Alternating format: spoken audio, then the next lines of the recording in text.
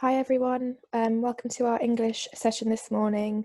If you were tuning in to our chemistry session, then welcome back. If you're new, welcome to the My Tutor online school.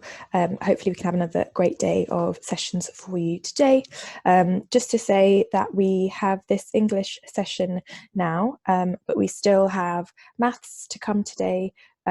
We still have physics to come today, and we still have biology to come today. So a full day of tutorials for you guys. So hopefully you can all stick around for those. But for now, GCSE English, and this theme is the theme for the week. But Vicki has put together a good kind of timetable for you guys where you'll be looking at different texts and kind of approaching the question in the paper from different texts. So that's really good to make sure that you're kind of reiterating and keep learning the main skills that you'll need for this question, but through different texts. So that's amazing. And great to see lots of you joining us again. So as I said, our tutor Vicki is leading this session, and lots of you have had sessions with Vicki before, and just to say that she's not only a tutor who's done lots and lots of lessons with my tutor, but she's also a trained English teacher, so she has really good insight into exam technique and in terms of how you should approach the paper and things like that. So hopefully we'll be able to have a really good session for you guys today. An hour session as always, and it is recorded, and the link will be shared with you if you've signed up to the My Tutor online school, and 45 minutes for Vicki to teach you the lesson content, and then 15 minutes at the end for questions, which you can send through either the chat feature or the Q&A feature, and Vicki and I will make sure that we pick those up. Cool, so I'm going to hand over to Vicki now. Hi, good morning everybody. Right, so today we're going to be continuing on with our paper 1 question 2. So yesterday we looked at Lord of the Flies, so a mid-20th century text written in I think 1958. Today we're going to have a look at Christmas Carol, which I'm sure a lot of you will be familiar with because it's a text you will be studying on the literature. So this is a Victorian text, I think 1848.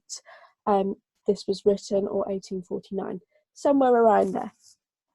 So just to say, before we get stuck into A Christmas Carol, because this is something that came up yesterday with Lord of the Flies, because it's also a text that you might be studying on the literature.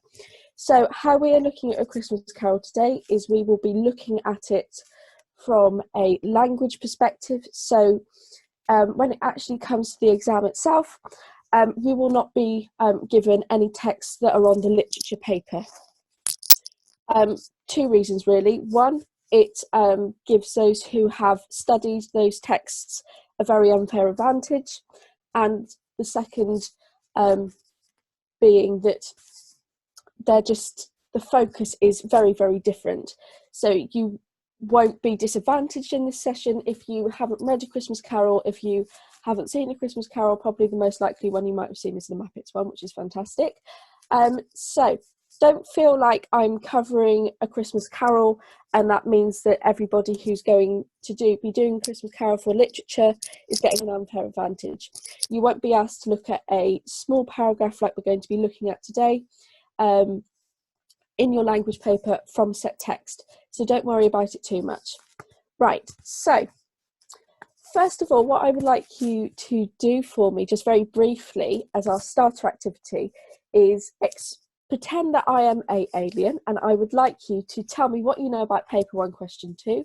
So what do we have to do? What are the bullet points you are given? And how much text are you going to be faced with? So basically, what can you remember about what is actually on the question, the question paper answer sheet in front of you? So don't worry about writing very long answers, just a brief sentence will do very nicely.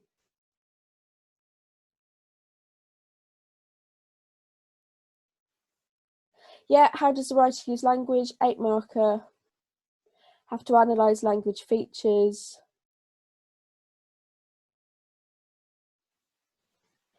The reason why there is a variety of texts, is just so schools can choose texts that they think might suit their students better.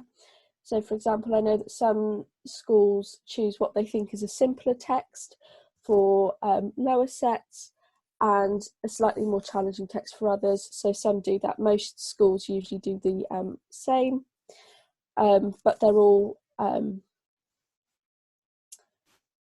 sort of a similar level in terms of what you have to, they're the same level as what you have to do in the exam to get the same grades effectively. Sentence forms, a paragraph of text is what you were given. It's usually a chunky paragraph and around 10 minutes to answer. Fantastic. Lovely stuff. So you've all remembered that very well. Right. Okay, so this is my little acrostic. So how many language devices and techniques can you remember? So there are more than just proud smiles, so don't feel like that you are restricted by those. So fire some at me please, and let's see what you guys come up with.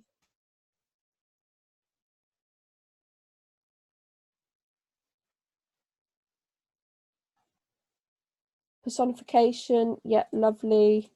Oh, you're absolutely firing in. Here we go, fantastic stuff.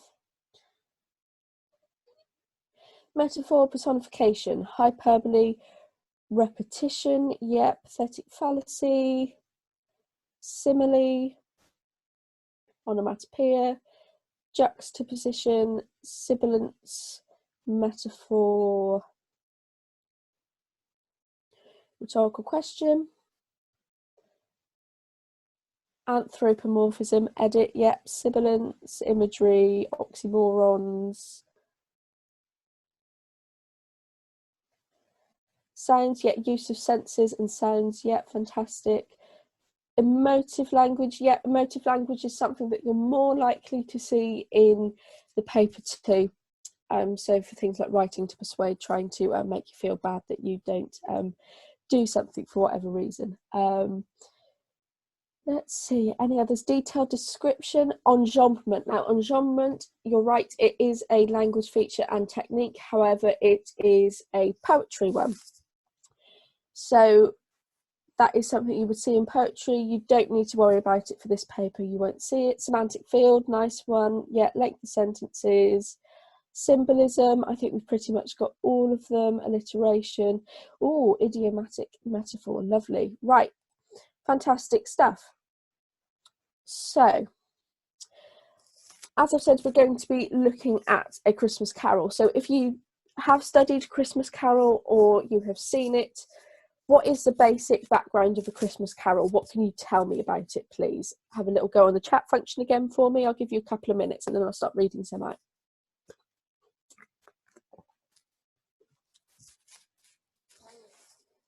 It's lovely to see so many of you here again. We're up to 90. It's lovely that you're all coming back, guys. You're making me very happy. Yeah, it's all about Scrooge. Fantastic, yeah. Scrooge hates Christmas. Right, it's not written by Shakespeare. It is written by Charles Dickens. So Shakespeare was writing, how many centuries before that? 2-3 centuries prior to this text being written. Scrooge is visited by 3 goats. Yeah, he hates Christmas. Then he's redeemed himself. He's very grumpy. Yeah, absolutely. So start the same and end, but he does buy Bob Cratchit and his family a very big turkey. Right, okay, so we don't really need to worry about too much of the plot. So we'll look at the context that we are given. So don't worry about it too much. So this paragraph is primarily is a scene setting paragraph, and it's introducing Scrooge's counting house to the reader. So this is taken from stave 1. So if you're familiar with the plot, this is prior to the 2 gentlemen arriving at asking him to donate to charity. So you need very little background knowledge for this anyway, because this comes right at the beginning. Right, so if you've got a pen and paper, what I would like you to do is I would like you, or if you've got a pencil, whatever writing implement, I would like you to draw the scene as we go along, just to sketch it. And then afterwards, I'm going to ask you what you've picked out and why whilst I've been reading it to you. So I'm going to read this to you a couple of times. I'm going to read it to you relatively slowly, and then we'll see what you guys have picked up on and what you think is worth you having to draw. Okay, so once upon a time, of all the good days in the year, on Christmas Eve, old Scrooge sat busy in his counting house. It was cold, bleak, biting weather, foggy withal, and he could hear the people in the court outside go wheezing up and down, beating their hands upon their breasts and stamping their feet upon the pavement stones to warn them. The city clocks had only just gone 3, but it was quite dark already. It had not been light all day. The candles were flaring in the windows of the neighbouring offices, like ruddy smears upon the palpable brown hair. The fog came pouring in at every chink and keyhole, and was so dense without that although the court was of the narrowest, the houses opposite were mere phantoms. To see the dingy clouds come drooping down, obscuring everything, one might have thought that nature lived hard by and was brewing on a large scale. Right, I'll just give you a quick minute to catch up with that.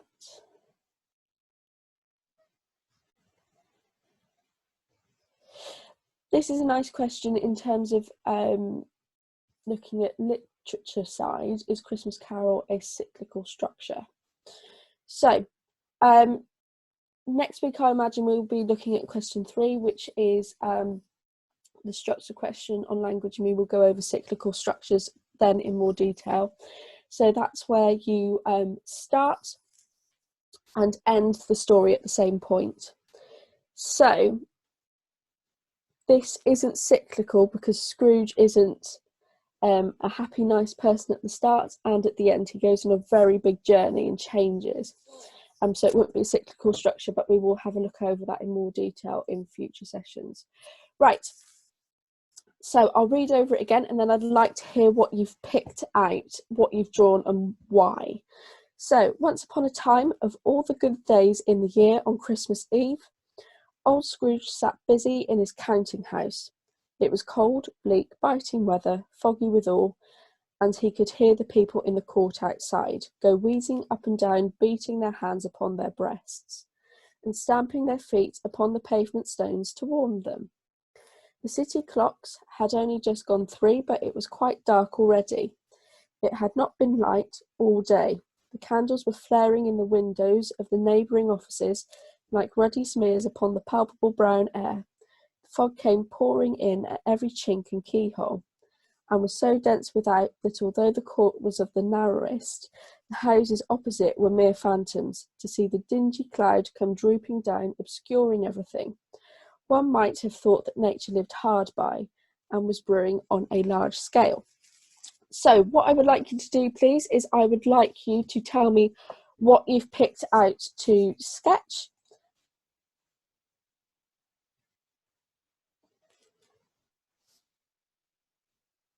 Okay, so what is a stave? So a stave is effectively very similar to a chapter. It's something that's a little older. So this is something that Dickens does a lot. It's incredibly similar to chapters. So, for example, this is taken from the first one, which is Marley's Ghost, and each stave is very, very, very similar to a chapter. It's more of what we would call archaic. It's not something we really see much of anymore. Right, let's have a look at what you have drawn. Yeah, nature. So a counting house. So a counting house is effectively sort of like a loan company. So what Scrooge would do is Scrooge's job was to lend people money, and they would pay him that money back with sort of interest on top. So that was effectively sort of how loans worked in the Victorian period. Yet stomping on the pavement, clouds and fog. It is a really miserable description, isn't it? It's very vivid, and that's why I've asked you guys to draw it. A calendar to show that it's Christmas Eve. That's a really nice idea. Hadn't thought of that one. As days reflect on carols. Oh, that's interesting. I'm not sure. Yeah, the weather. There is a lot on the weather. Fantastic. Weather reflecting the mood, which is pathetic fallacy. An old man sitting in his office. Yeah, a lot of imagery. So you've pulled out loads and loads of stuff that you could draw there. And basically what the point of me asking you to do that is to show you quite how much visual detail there is that you can actually pull out from this. Even though it's only a paragraph, you can pretty much draw, paint, whatever. You can represent this in some way just from one paragraph. So let's move on a bit. So we've looked at that. Right. So our question then today is, how does the writer use language to describe the scene? So the bit that I've got underlined is the bit that changes, and we're going to have a look over words and phrases and language features and techniques to start off with. So first off, we're going to do some feature spotting. So that is literally just naming and picking things out. And then we're going to take that further and do analysis. So in the exam, if you just feature spot and say, here's personification and here's the quotation, you will get very limited marks. You need to say why it's effective, why it's there, why the writer's chosen to do it, and how it might potentially affect the reader. So let's start off with this one then. So let me just grab my graphics tablet. So, once upon a time. Now, where would we normally see once upon a time? What sort of text might we see that in? I'd be very impressed if any of you actually know what this feature is.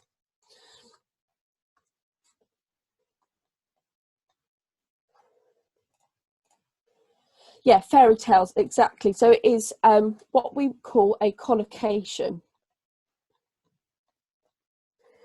So a collocation is a set of words, a sort of set phrase essentially that gets bundled together and we use in a particular context. For example, once upon a time, we generally see that in fairy tales, in fables, anything along those lines.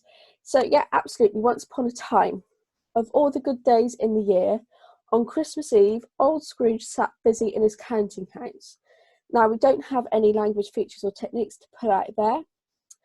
The only thing that I think is potentially interesting to talk about, and which we can link to other things later on, is the use of old. Now, old is a relatively boring, very simple word, something that you would expect someone in Key Stage 1 to write. So, why is he using such simple vocabulary? What's the point of it? So let's see if he does it anywhere else. So, it was cold, bleak, biting weather. So we've got a rule of 3 here: cold, bleak, biting. And we've also got some sensory description.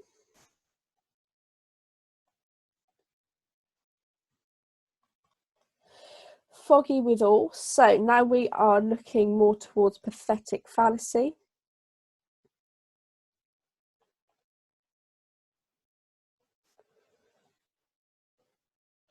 And he could hear.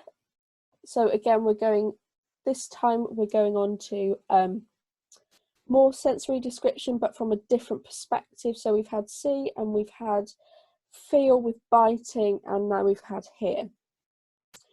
The people in the court outside go wheezing up and down. What does it mean to wheeze? Why would somebody be wheezing?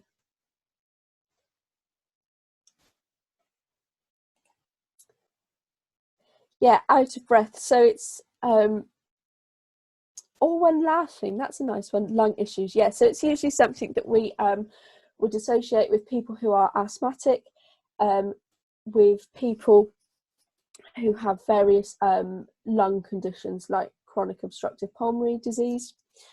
Now, what's really interesting is that cold weather can really badly affect people who are asthmatic. I'm sure there are people in this chat who have experienced that, myself included. So it could just be that because of the cold air that affects people's chests and it makes them wheeze a little bit. It does make them sound like there's some sort of ill health going on. It might just be the fact that they are out of breath, and we all get like that occasionally when we do exercise, or it might be because of the pollution caused in the Victorian era, which you might have come across if you are studying either this text or Jekyll and Hyde, looking at smog, that sort of thing, and polluted air, which affected people's health, people's chests. Beating their hands upon their breasts and stamping their feet upon the pavement stones to warm them. So really here, the main things we can take away is the sensory description. It's using a lot of different elements. Right, so, oh, I forgot to talk about present progressive verbs as well. So we'll work down through those and then we'll just have a little chat about that. So collocation then. So we said that this is something that we might expect in fairy tales. Now, is this a fairy tale for those of you who are familiar with the Christmas Carol? Why do you think Dickens might have chosen to do this?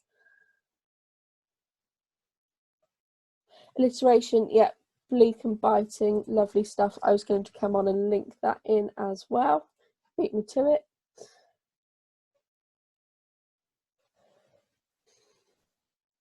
Yeah, so that'd be linking to the Industrial Revolution in terms of the pollution being caused.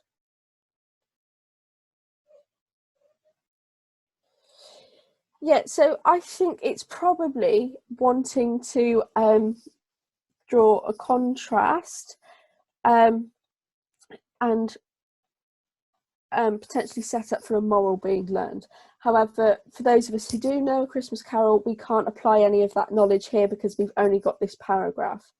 So try not to link it with something that, well, I know Scrooge changes at the end, therefore this is showing the moral significance, and he's starting this off by sort of saying it's like a fairy tale and we're going to learn something because Scrooge changes at the end. We can say it's setting it up as a moral and sort of fairy tale-esque, so we might expect that there is a lesson to be learned in this, but we then can't say because we know Scrooge changes at the end because we aren't told that from the information we're given.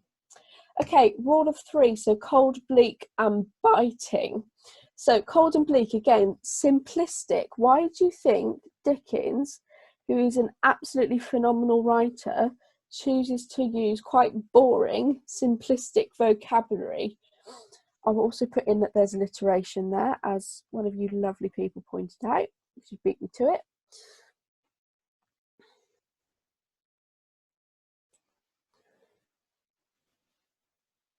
Yeah, effect and contrast, yeah. And I suppose to probably set up the living conditions as well. So it's definitely something we could say. What about pathetic fallacy then? So what do we expect from this story due to the use of pathetic fallacy?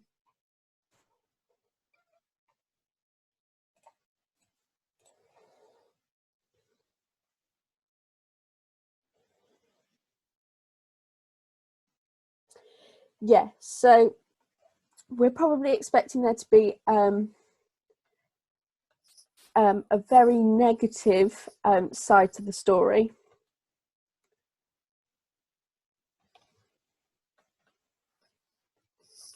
We're expecting something bad to happen.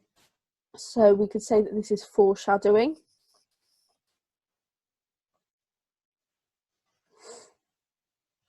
And also, as one of you lovely people suggested, tells us contextually, we could talk about the Industrial Revolution.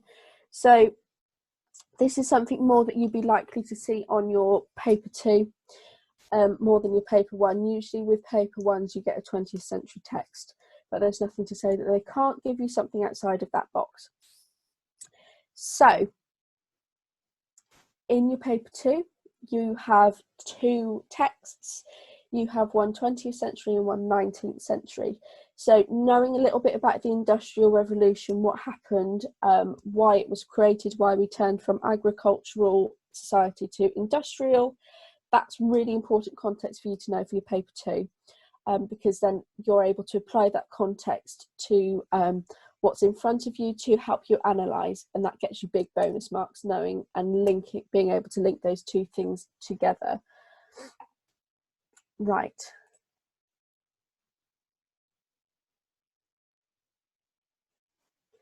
To add negative facts, yeah, mysterious atmosphere. Right, in answer to Sean, so to get a 9, shouldn't we link to Dickens's ideas?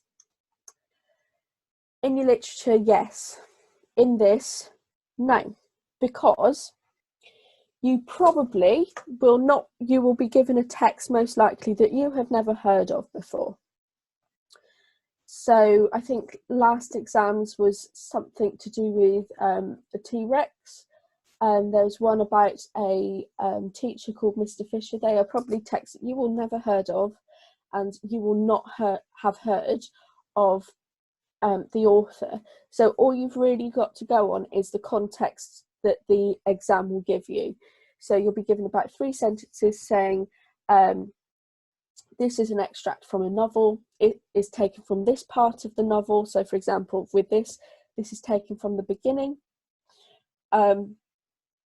Then you will be told when it's written. So this one, 1848, I think. Let me just double check. 1854. I was a little bit out. 1854. So that is pretty much all you'll have to go on. You won't be told background information about the author and sort of their ideas, what influenced them. So no, for this, you don't need to link it to Dickens's ideas. For language, because you won't know that in the exam. So try and separate the 2. With literature, yes, absolutely, you need to do that for a 9, but we're looking at language here. Present progressive verbs. So this is using the ing. So I thought this was an interesting one to comment on, and I will tell you for why. So it creates a sense of living and I think potentially suffering from this weather. And the reason why I've picked this out is because there's a repeated use of these active verbs, which shows that there is a direct effect and link between the weather and the people and how they move, how they react.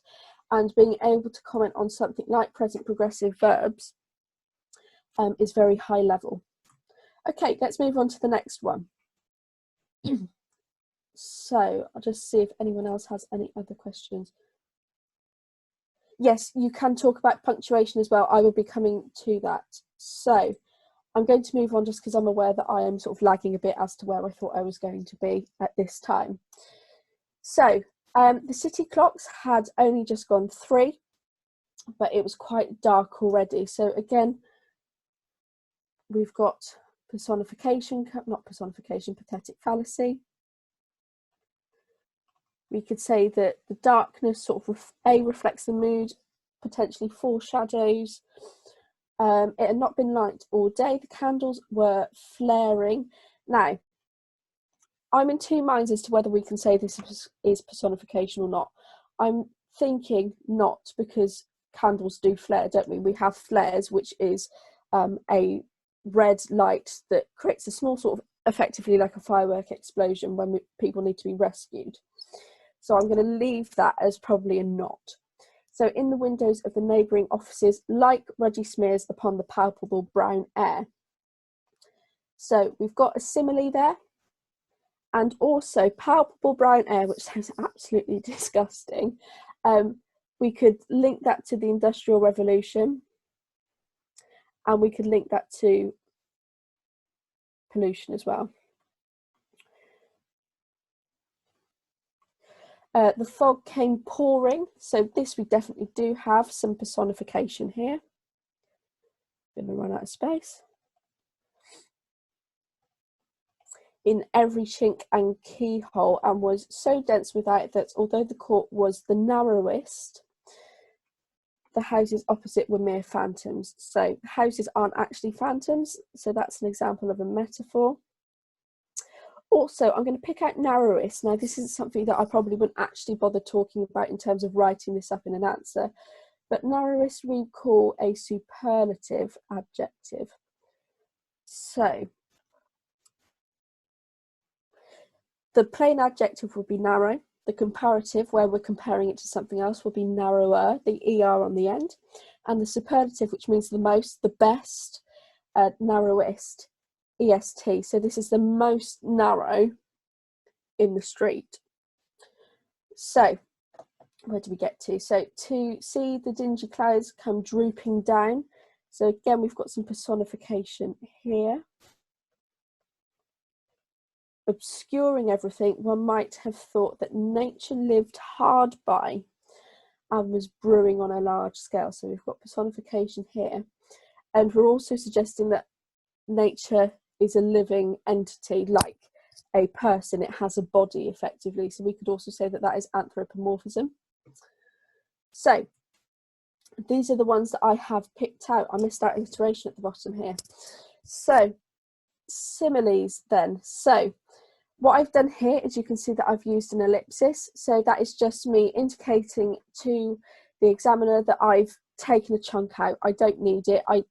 The way that you save time is using small quotations. The examiner likes you to use small quotations rather than writing out a full sentence, which particularly with Victorian texts you're more likely to do, because Victorian writers generally, particularly Dickens, writes incredibly long sentences.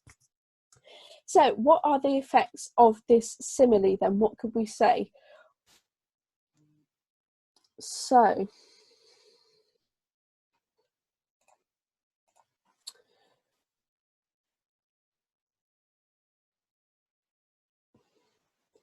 could we say onomatopoeia? Potentially.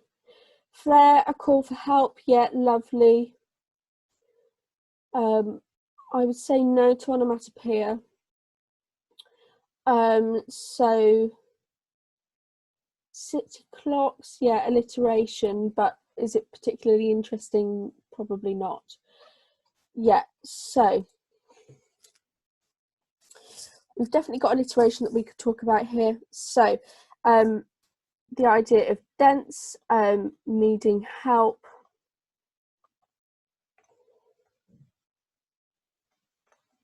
Yeah, absolutely. And the idea of smears as well. So I would say sort of dirt, poor hygiene.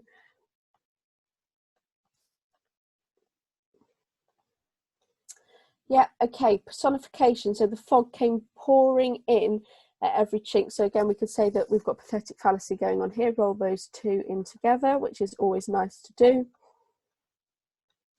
So I would say that this is almost inescapable.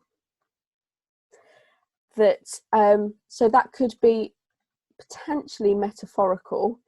That the life in London, particular suffering caused by pollution, is inescapable, and it's something that people suffer from as a consequence.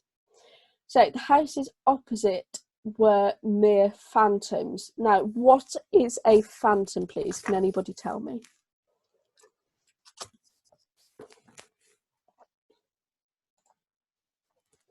A ghost, yeah, absolutely. A ghost, a spirit.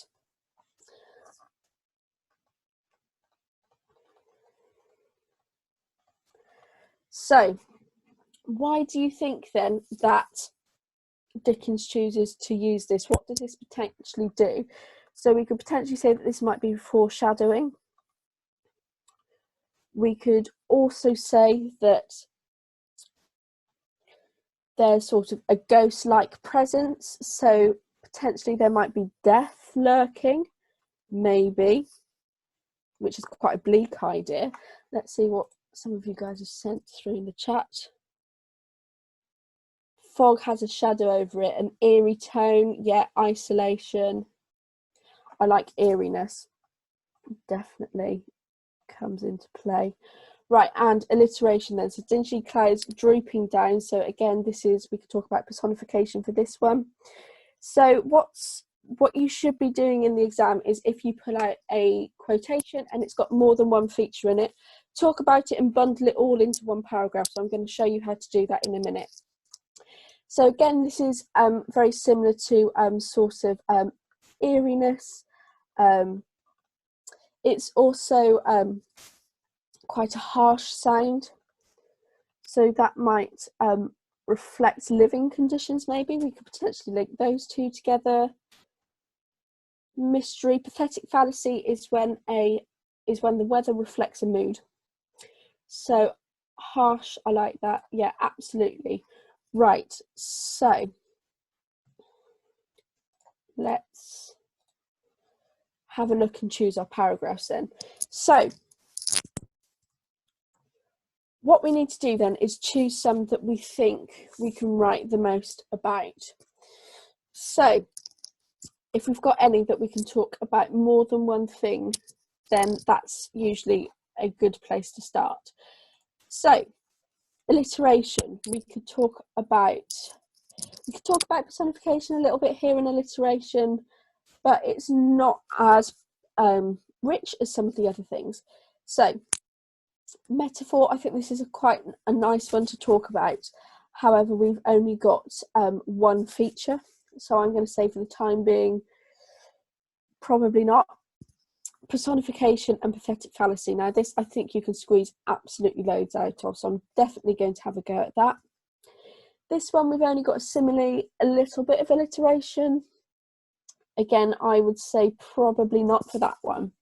Let's have a look at the other one. So collocation, definitely not. We can't get a huge amount out of it, but if you can throw that in there, I would be really impressed.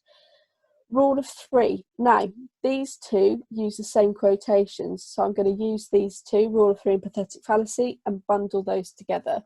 And although the present progressive verbs are quite interesting, they aren't as rich as the other ones, although we could say that biting is a present progressive verb. And we could sling this terminology up into that one. Right, so let's have a go at doing some modelling then. So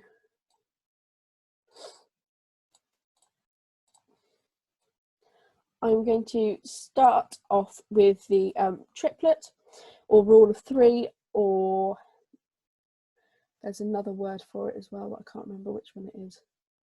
Anyway, so Dickens continually. So I usually start within this extract, which you can completely do, and that's not wrong to do. However, I'm trying to change it up a bit. So I'm using the context that I've been given. I know that this is written by Dickens. So Dickens continually references the miserable weather throughout this extract. So this is my main point. It's not particularly exciting, but it's introducing my ideas. Comma, open quotation marks. It was cold, bleak, biting weather. Put my full stop inside the quotation mark. You need to make sure that you do that. So now I'm going to go on to my analysis. So the use of a triplet or rule of three. So I'm getting in my terminology along with the simple. Now I will be very impressed if anybody can tell me what monosyllabic vocabulary means. Can anyone tell me? I think perhaps if you are a music student or do Greek, ancient Greek, if anybody does that, yeah, you might know more. So absolutely, one syllable words. So I'm using monosyllabic instead of simple words, just to show off a little bit more. So if you have more than one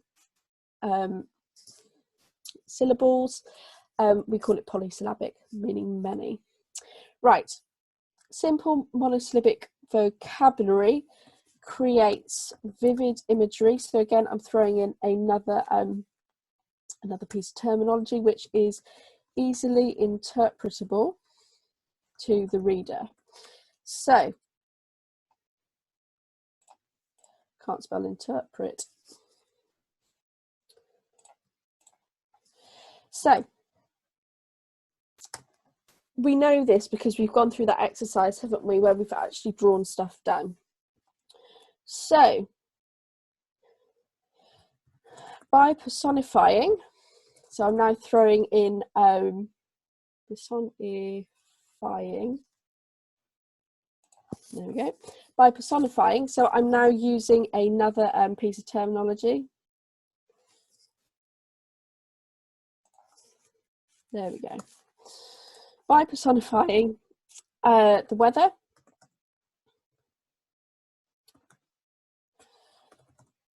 the verb, so I'm now zooming in, the verb biting. Now, we did talk about throwing in the present progressive here, so we can throw that in. Present progressive verb, biting, so that's really showing off to the examiner, demonstrates how ferociously cold the scene is. The author further emphasises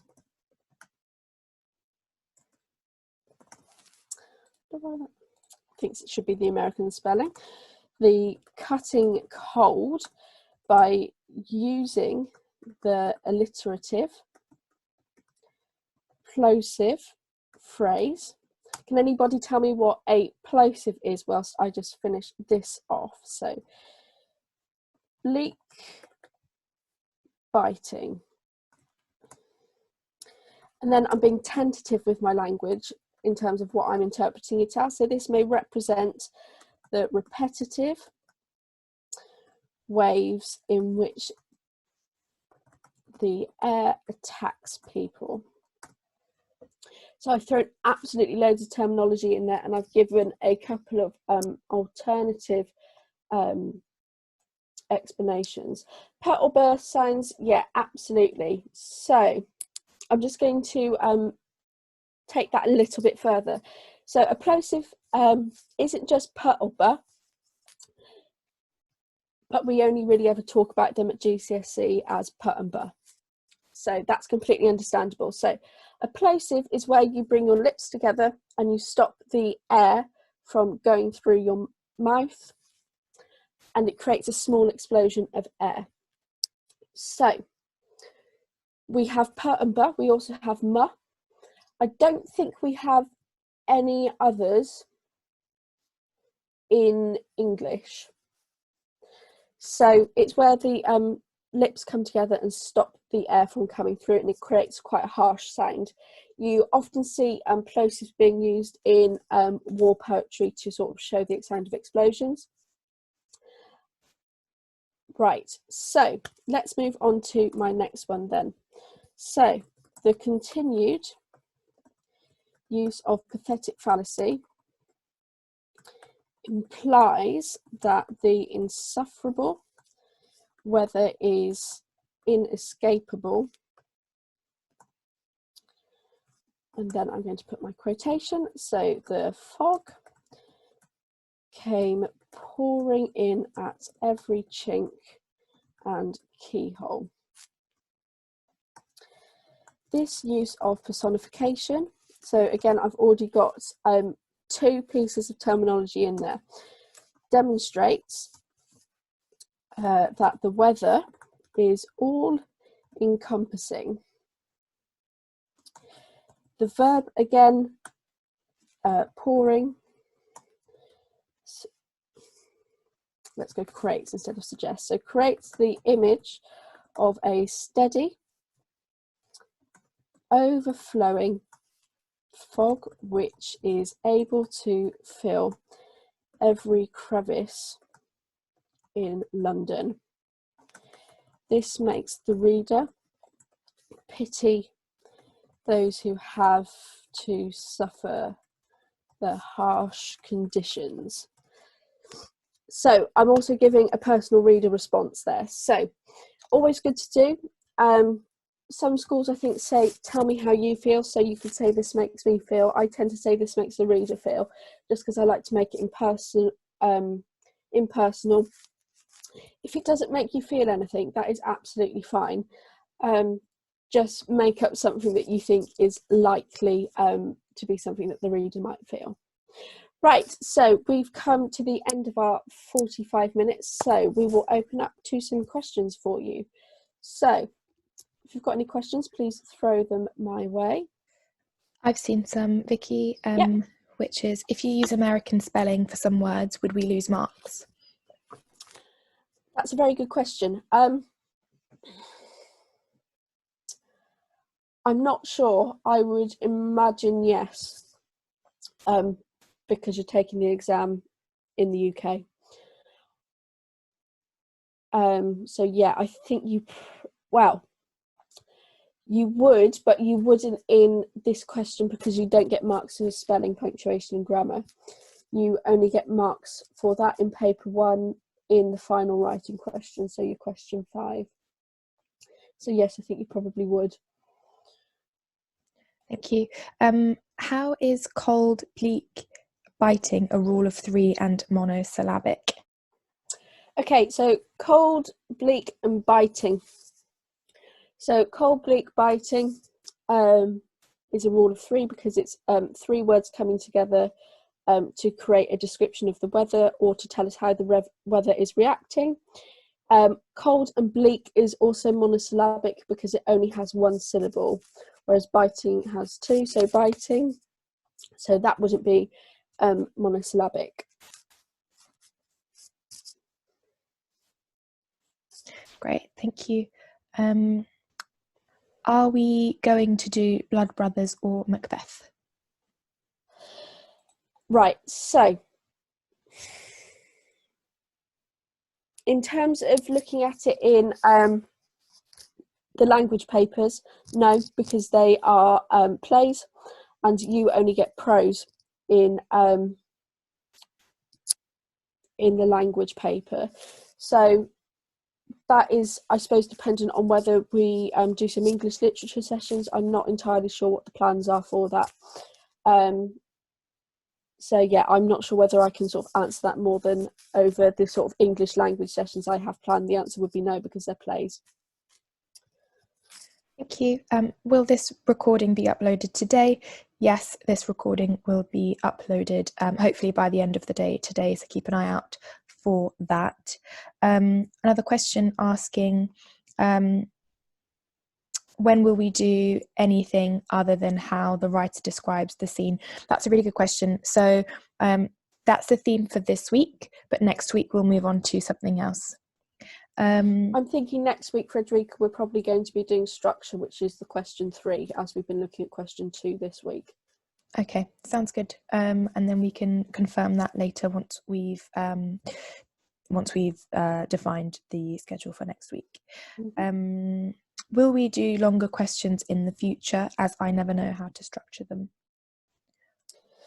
Yeah, again, so I think that would sort of be pretty much the same as what Frederica's just said for are we going to be looking at anything else? So I imagine we will be looking at question 4s, which is 16 marker, which is slightly longer in the future, but we haven't confirmed what we are doing as of yet in terms of structuring for the coming weeks.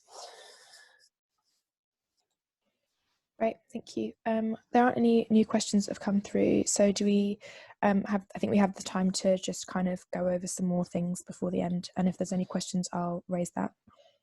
Yeah, fabulous. Right, okay. So in answer to the question of are we ever going to look at sentence forms, so this is something I'm going to cover a little bit in the session on Thursday, which is all about exam technique, advice, what you should and shouldn't be doing. And there will also be a little tips and tricks video coming up for you on Thursday as to do's and don'ts in the exam. So I've had a little bit of a read over the examining reports from AQA as to what students did well in this question and what weren't quite as successful. So one of the main things to take away from this is it says that you could, not you should. So you could talk about any of these bullet points. Now, those who look at sentence forms and try and answer each of these bullet points, looking at sentence forms and not that particularly links to the actual question you're being asked. So describing the environment. By forcing it in, they've sort of limited the marks they can get because it's not actually relevant to the question. So when it comes to sentence forms, how does the writer use language to describe the environment? Well, is there anything actually interesting we can say about it? So when it comes to sentence forms, do we need them and why are they there? So can we talk about them? So with Dickens writes incredibly long sentences. It's just his writing style. But we could potentially infer that these long complex sentences is because he's creating a description which is quite list-like, and he's adding and he's adding and he's adding. So we could potentially talk about that. Now, the only risk with that is that you might potentially end up writing an incredibly long quotation. So you've got to be really careful that the evidence that you pick out is relatively concise.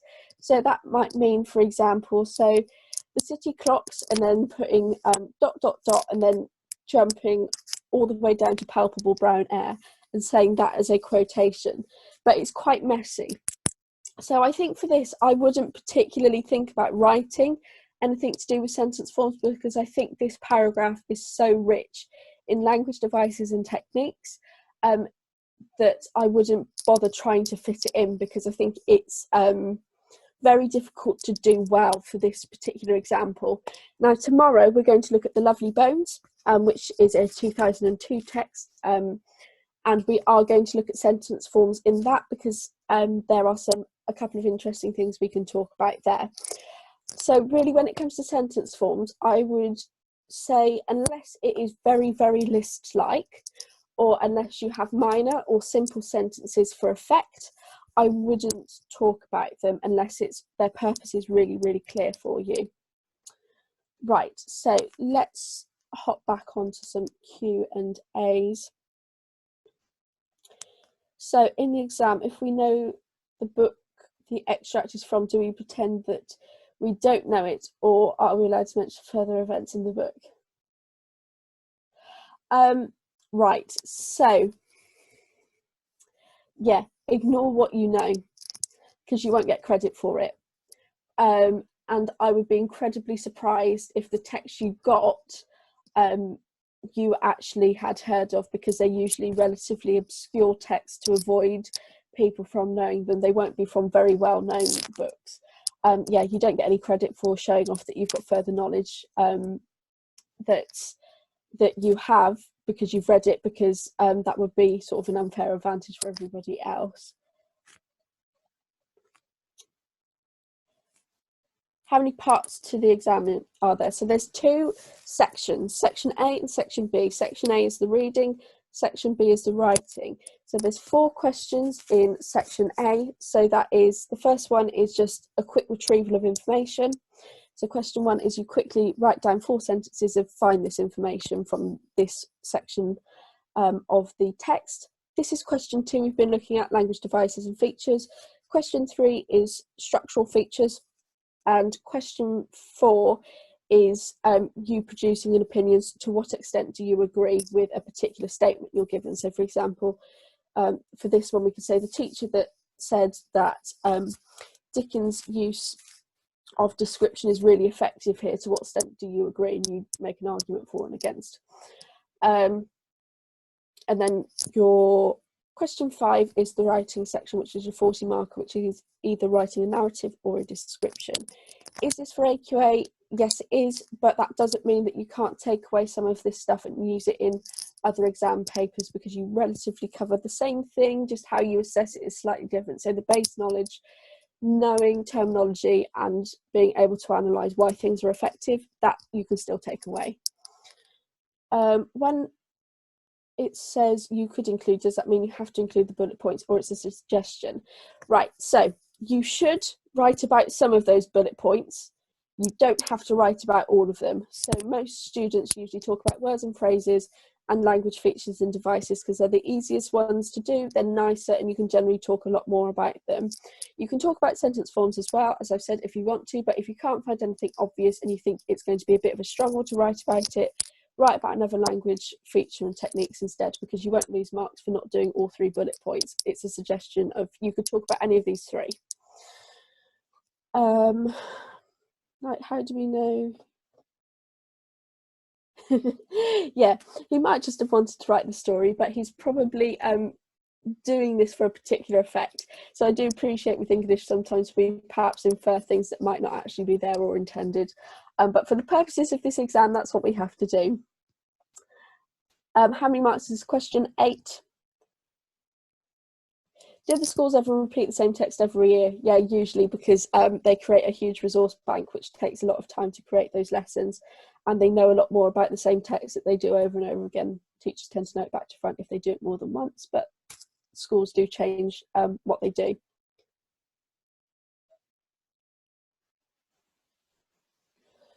Yeah, you can talk about in question 4, you can talk about things in question 2 and 3, but don't write exactly the same thing for what you've written for question 2 and 3, because it's not a regurgitation question. Right.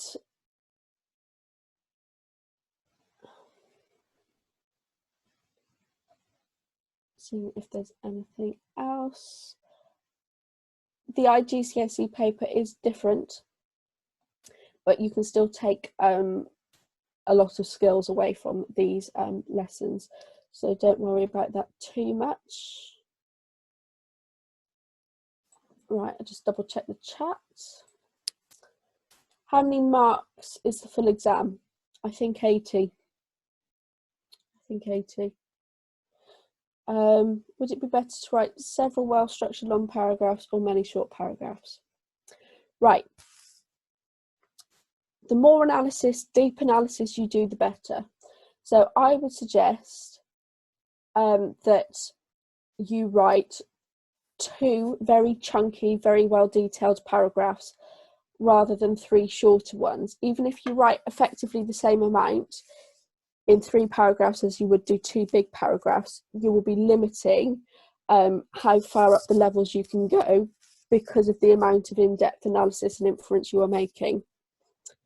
So it's definitely wise to go into much more detail than sort of talk about 3 different techniques from completely different parts of the text. Yet there's different exam boards for English, like science. There's, I think, 5 or so. What was the word you used to describe short sentences? So simple, a simple sentence, which has 1 verb, and minor sentences, which has something which means it's not quite grammatical, it's missing something, but we will go over that tomorrow. So don't worry about that one. So you need to get grade 4 to pass English or any GCSE. How many points should we do for the 8 markers? So this is sort of how long is a piece of string. So I've only made 2 paragraphs for my modelling here. They're chunky paragraphs. I appreciate they don't look very big on the screen, but actually writing them out, they're quite long. So in terms of points, I make an initial point at the start, so miserable weather. Then I give my example, give a bit of analysis. I then make another point, so this verb is interesting because, and then I analyse it. So don't feel like I've got to do point, explanation, analysis, point, evidence, explanation, analysis. You can do point, explanation, analysis, zoom in, use more terminology, analyse further, make inferences, say what this suggests. Right, we are coming up to the end. So shall we leave the questions there, Frederica, or would you like me to do another one quickly? I think it's a good idea to probably call it a day now, seeing as we just have a minute left. But just to say thanks everyone for joining us for English today. It has been recorded and you'll be able to access the recording afterwards. And yeah, if you're sticking around, then see you in the math session starting at 12:15. Thanks guys. Bye. Thank you very much. Bye. Bye.